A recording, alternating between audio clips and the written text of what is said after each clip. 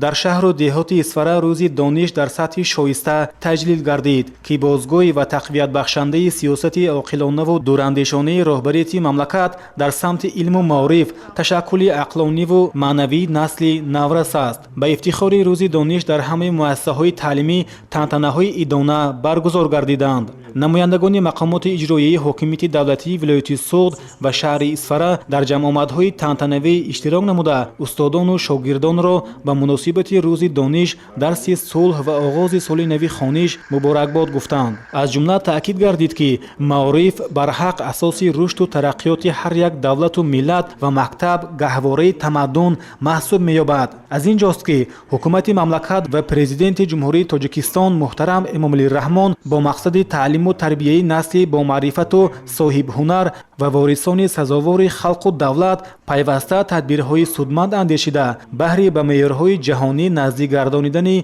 نظام تعلیم اصلاحات ساحه معارف را دوره به دوره عملی می‌گردانند. در این روند مقامات اجرایی حاکمیت دولتی شهر اسفره نیز بهر تأمین برنامه‌های دولتی ساحوی مستحکم نمایی پایگاه مادی و تکنیکی مؤسسه‌های تعلیمی فراهم ساخت شرایط‌های سازگار تعلیم و تربیت پیوسته تدبیرهای مشخص و سودمند را عملی می‌نماید. به مناسبت 35 سالگی استقلالیت دولتی جمهوری تاجیکستان در پیروی از سیاست بنیادکارانه و معارف پرورانه سرور دولت جهت رشد ساحه معارف و فراهمسازی شرایط مساعد برای تعلیم و تربیه نسل نورس بنیاد مکتب‌های نو و صنفخانه‌های علاوگی راه اندازی می‌گردد. مورد به ذکر است که الحال در 89 مؤسسه تحصیلات میانی عمومی شهر و دیهات اسفره هیئت بیش از 2800 نفره آموزگاران مکتب‌ها تعلیم و تربیه زیاده از 43000 نفر شاگردان را موفقانه انجام می‌دهند. در روز نخستین سال نو خوانش باشد از 4200 نفر کودکان نکتاله نخستین بار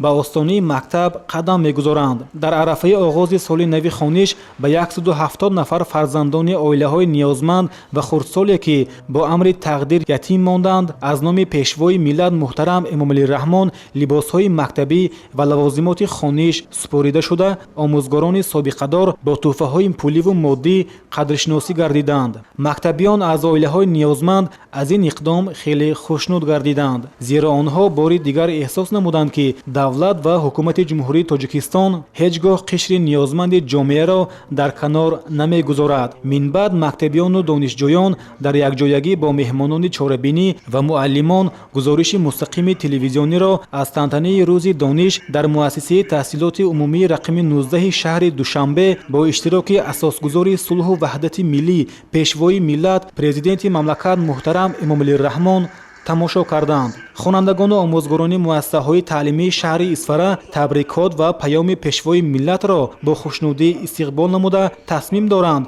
تا سخنان عبرت‌آموز سرور دولت را سرمشق فعالیت همه‌روزه قرار دهند.